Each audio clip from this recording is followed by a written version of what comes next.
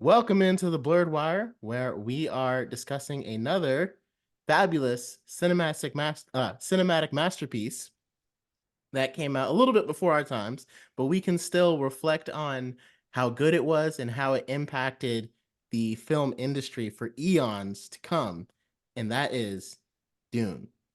Not I not th- Dune from 2021, Dune from 1984, just to make sure yes, we we are like 40 years behind on relevant topical events. yeah. Uh, but because Dune Part 2 is out, it's topical to talk about the one that came out in 1984, which it was it was interesting to say the least. I feel like I have newfound appreciation for why Denis Villeneuve decided to split it into two parts after watching Dune 1984. And I think that's my biggest takeaway from watching that movie. Yes, obviously we did not grow up with this movie. Hmm. We were not around when it was more relevant in the 80s, but its status as one of those weird this feels more like a David Lynch movie than it does a proper Dune movie. And I can see like why he himself may have been interested or intrigued in the source material to Hmm. go into it, because Dune is a very weird book and David Lynch is a very weird director who loves these unexplained little quirky things, and together they make a not that great combination.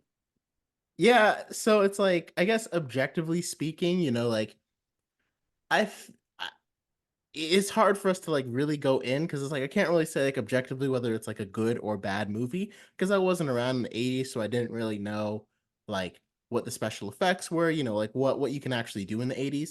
But when you compare it to 80s movies like Star Wars, Empire Strikes Back, Return of the Jedi, it's not really there. I'd say the special effects probably are they're not they're not that far off from Star Wars, but like as far as plot, the No, they're weirdness, the terrible. dialogue, I feel like yeah, they are terrible. I think like what resonates in my mind is like sometimes I think the difference between Star Wars and Dune at this time is that um the people that directed Star Wars with George Lucas and all that, they understood what they couldn't do. Like he would say something, George Lucas would be like, "Hey, I want to do this," and he'd be like, "Hey, we can't do that. That technology doesn't work." In Mhm. Dune, because he was going off of the book, I don't think David Lynch understood what he could and could not do with the special effects. So like when they have the shields and he's fighting with Gurney, and Patrick Stewart was in this, which was nice. I didn't realize Mhm. that until I saw it. And like you just see like these metallic boxes. It's like, hey, Yes. maybe make the decision to just pull that Maybe we because you don't don't need have. it's kind of like, you remember, because an analogy like we grew up with was like early 3D like games and like 3D models in games, where like the PS1, where like people for the very first time were like making three-dimensional polygons like in games, and how a lot of them did not necessarily age well, because it's a budgeting new category for them to explore. And special effects at that time were maybe in that same category, and they felt this desire, ooh, it's the hot new thing, adding this visual effect as like shields. How cool. It's not. It's not. I There's a reason a lot of like the best shots from, like, you use the Star Wars comparison. A lot mhm. of the best shots are practical, and practical effects age so well. Like Yeah. the opening shot of A New Hope, where it's the Princess Leia's ship, and it's coming up against the Star Destroyer, and it kind of like fits two little models, and it looks great today. Hmm. Hmm.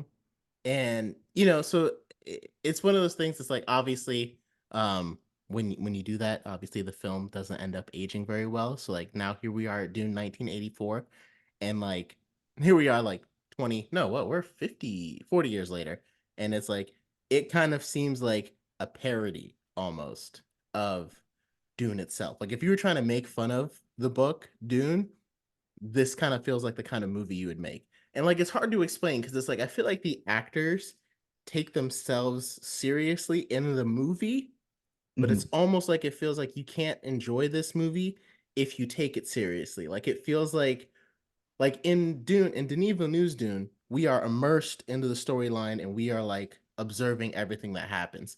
This feels like they're giving us performance for us on stage, and they're like trying to be larger than life because that's part of like the performance um atmosphere, if that makes sense. Like it kind of feels like you're Mhm. watching like a play, or I don't want to say a clown show because that feels really mean, but that's kind of where I'm getting at. I know what you like, a stage play Yeah. recorded on film.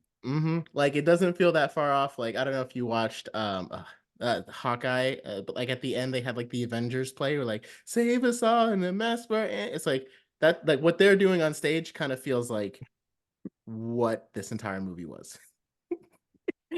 I can I can see what you mean. I will say I think there's something so unique about it, and I love whenever we can get multiple different adaptations of a thing. In this case, the Frank Herbert's Dune, and we can see what each person who decided to like create this movie in this case, what they liked about Dune and how that turned into the focal point of their interpretation of it.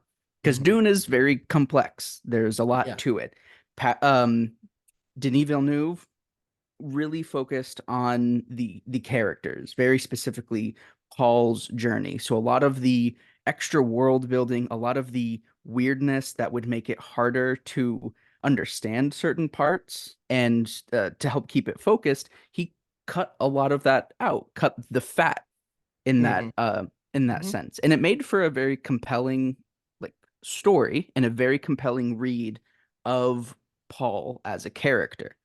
Um Dune, the 80s Dune, David Lynch's Dune does not follow that at all. David Yeah. Lynch is very fascinated by the outlandedness of Dune, because the opening scene, a totally fresh scene that is nowhere in the books, that you wouldn't get proper descriptions of until later in the series, is of a space navigator, which is a person that has consumed so much spice that their physical form has been transformed into that of a fish monster. and it's and it's stuck sitting in this like tank of spice enriched fluid that it has to permanently live in, and it approaches the emperor. Like what a weird, like crazy, no hand holding, no explanation or anything. Like, no, that's a fish, dude. Get used to it. Yeah. It's one of those things, like even David Lynch, like to this day, apparently he kind of like disowned the film, and it's like David Lynch, like that, this is your thing, this is what you do. This is your But like baby. even some of the reviews that came out during that time, like some people even said like how the Baron was like, so I guess my question, because you know more about the Dune books than I did, I don't know if it was the Baron, but like they described that like this Dune was like hugely homophobic because they were depicting the Baron as like this crazy sadistic character, and he seemed like he was gay, but like I didn't know if I got that perception from the movie itself. Was that ever a storyline kind of in Frank Herbert's Dune books? It is a very poor take of a queer character, because Okay. Baron is gay, but in a uh gay character is evil kind of way. A Okay. very old stereotypical portrayal of a gay man, because there's no loving consensual relationships that he has. It is mostly rape I'm like, of young boys. and Very I'm like, disgusting and gross stereotypes. I can't even say that it's a stereotype because I don't know any gay people like that. Like it's not like you think stereotype is like it's typical for this, but like I've never even met anybody like that. So that's I see why that got negative reviews on that. And it looks like, and Denis didn't even really touch on it, and that's probably likely because he wants us to focus on well, the Baron did kill all these people on House Atreides, and that's the main thing that we're getting at here. Yeah, that is a very gross aspect that is not used for any Yeah. enhancing of any thematic depth. It's kind of just there, and it's a really gross thing that I really wish did not exist in the original portrayal of Dune. Yes. Well, at least, a lot of things were rectified in that way. And you could see why Denis made the decisions that he did. I wonder if he's even seen this movie cuz like I feel like the fact that he was able to make he probably has seen it. Yeah, he's probably Probably. seen it. Just to know like what to avoid, I think as well. Um but it's one of those things that just yeah, it doesn't really age that well. But I mean, we got to see Sting, which it's kind of exciting to see him as a psychopath instead of a Who, guitar player. who do you prefer as Fade? Is it Austin Butler or is it Sting? I think if I wasn't such a big fan of Zoe 101 growing up, I might say Sting, but because I know Austin Butler from back then, I think I have to go with Austin Butler. You sure? I Because know. I think Sting makes me laugh because he just does like your like almost like he's trying to do a Joker impersonation at Hmm. points, just like comically like laughing maniacal kind of sociopath, which Yeah. which again just feels like a dream. And in that way, I really feel like this is a David Lynch movie before it is anything else. Yep. And that's why it's like everybody that's like he kind of disowned it after a while and was like, oh, I had like all this stuff in here, but it's like, David, like I feel like the movie only turned out like this because you directed it.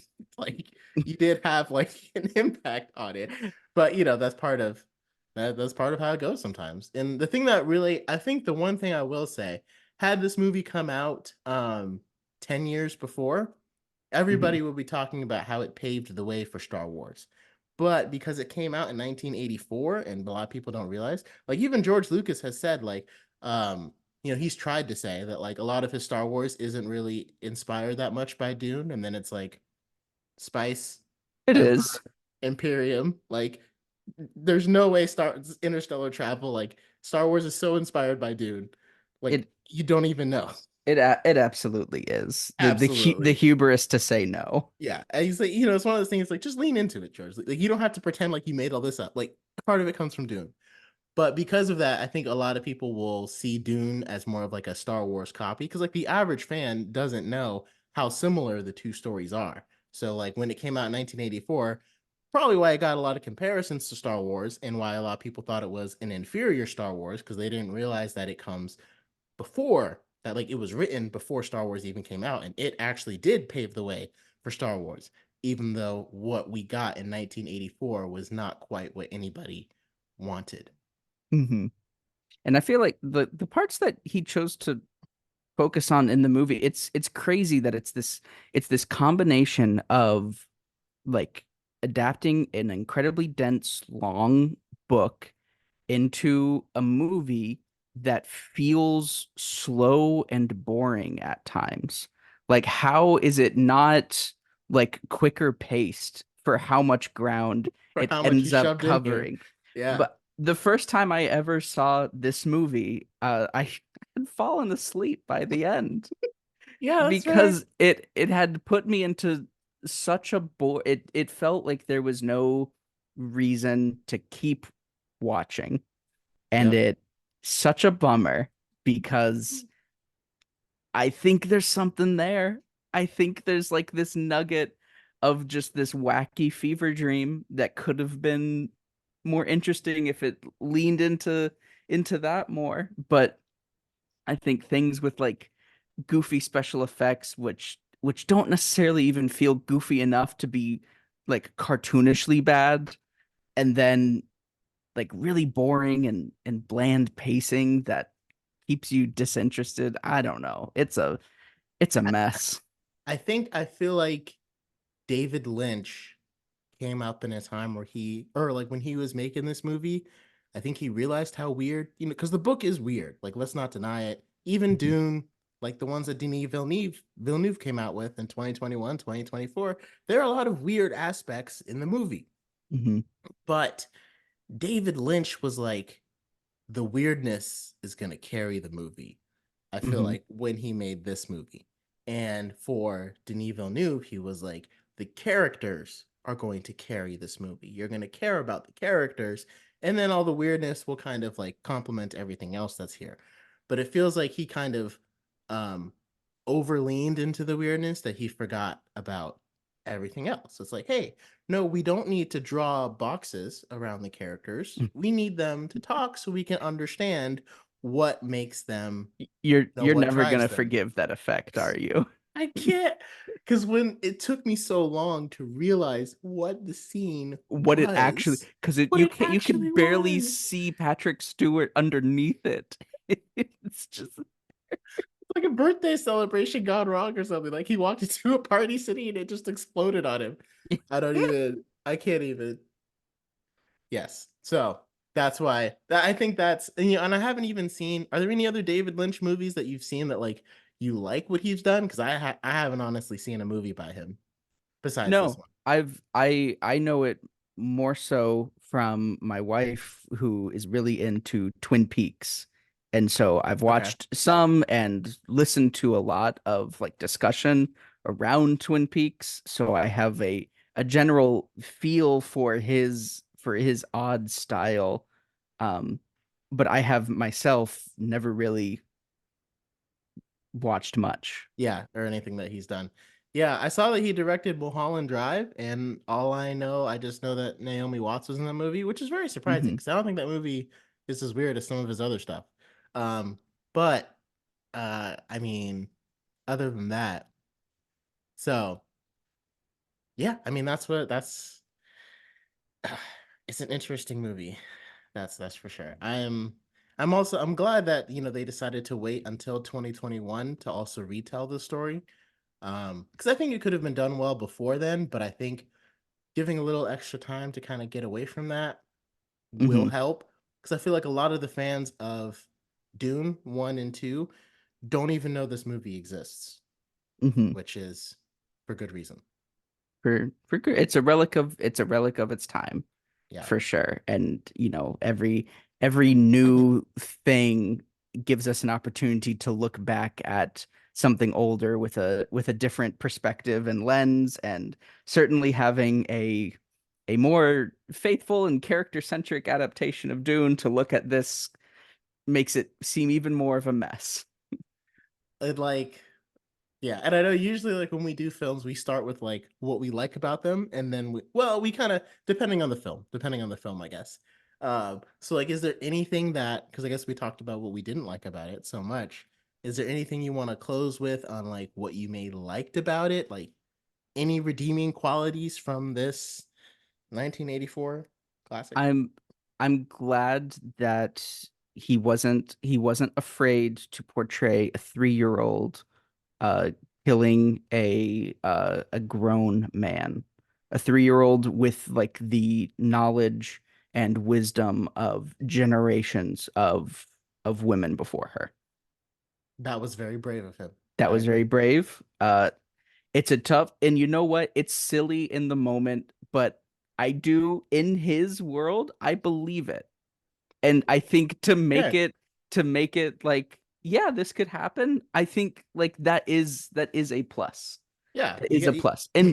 And I like some of the set, like some of the design of like the ornithopters and the harvesters, very naturalistic, like even more so than the recent Dune movies, where they Mhm. really feel closer to the descriptions in the book, where they are heavily animal inspired, being like dragonflies, and the harvesters being very like beetles Mhm. on the ground. A very helps with like the ecological feel of Dune as a whole. But that's it. That's Maybe it. That took 3 minutes. maybe I it would have been nice to see one of these maybe like Kyle McLaughlin or Patrick Stewart reprise, or maybe not reprise a role, but But have play a different role. Yeah, like a I would guest like to see that too. cameo Hmm. honestly, I could see either one of them being probably a better emperor than Christopher Walken Yeah, I feel like I mean we'll have to talk about that more when we do Dune when Part we get Two, to but there. But yeah, I think I was expecting more from Christopher Walken. But yeah, anyway, how about you? um, Was there any shining light with with Lynch's Dune? I like that I have a podcast now where I get to talk about movies Hmm. because that's the only reason why I watched this. Hmm. Because I wanted to talk about it on the podcast because, that's what we do and Dune is out right now. Um It's the price of new things. Sometimes you like it, sometimes you don't. That's the only reason why I can say it wasn't a waste of time for me to watch it. I know that sounds harsh, and I'm sorry, David Lynch, wherever you are, and everybody that was in it. Oh, Patrick Stewart. I liked the fact that I saw Patrick Stewart before he was an X-Men, and Hmm. that was cool. And that is all I got. Really scraping the bottom of the barrel.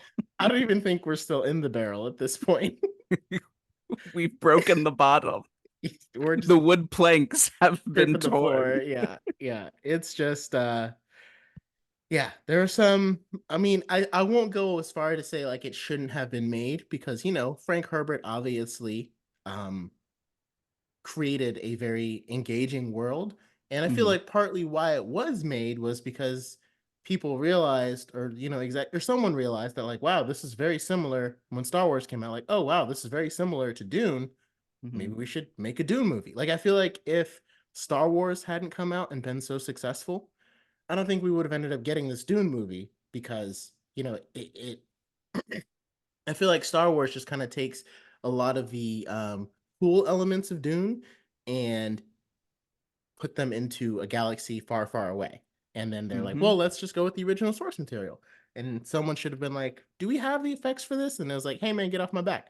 So, but it's okay because now we have this fantastic movie in Dune Part 2 that you and I are going to get to talk about in depth with spoilers for anybody listening. There's going to be spoilers next week. It's probably going to be a super long episode because we talked for like an hour after seeing it together in the theaters. Probably more. Oh my god. Yeah, that's gonna be a crazy episode. So, It's gonna be yeah, it's gonna it's be a gonna be an crazy all episode. dayer. All dayer. Yep. So, yeah, so that is Dune 1984. If you have some, I'm not gonna say like if you have some time to kill, go watch it. If you don't have anything else to do in your life, I would say go watch it. If your curiosity takes the better of you, Yes. Or if go you want check to it out. just if you want to appreciate Dune Part 2 a little bit more, go check it out. Check it out. Why I think, not? and I think one day we're gonna have to once Dune Part Two comes out in theaters, I mean comes out on streaming, we're gonna watch Dune 1984, then we're gonna watch the 2021, then 2024 back to back, and then we're gonna go back and watch the 1984 one again, just as like a full circle. Look how far we've come moment. No, thank you. Where did I lose you? At seeing it twice or seeing it once? I'm seeing it twice. Okay, I will watch it once. I will not watch it twice. but just not at the end. Okay, okay. So we'll have to decide Let's if we want to do it let's before rope we in watch it. the sci-fi miniseries first before even considering going to see it twice. That is something I'm actually interested in checking out. James McAvoy. Hmm. Funny how Dune's jump started the careers of two Professor X's. Who knew? Could we be seeing in the future maybe Timothy Chalamet played Professor X in a much farther in the future Even X-Men here's the reboot? thing: Austin Butler's already got the bald look He down. already he does already have the bald look. I'm just saying. I'm just saying. So I yeah, think join us next time for our future X-Men. predicting our future X-Men based upon the Dune series. So yeah, I guess that's all we can really say about Dune 1984. It is a movie that existed, and we have just reviewed it, which I think we should be proud of that we spent this long talking about it. Mhm. Without falling asleep. So until next time, guys, feel free to leave your thoughts, your comments down below on what you maybe liked about Dune or maybe didn't like, because obviously we were not huge fans of it, but we still would love to hear your thoughts. And then, of course, join us next week when we delve in again to Dune Part 2.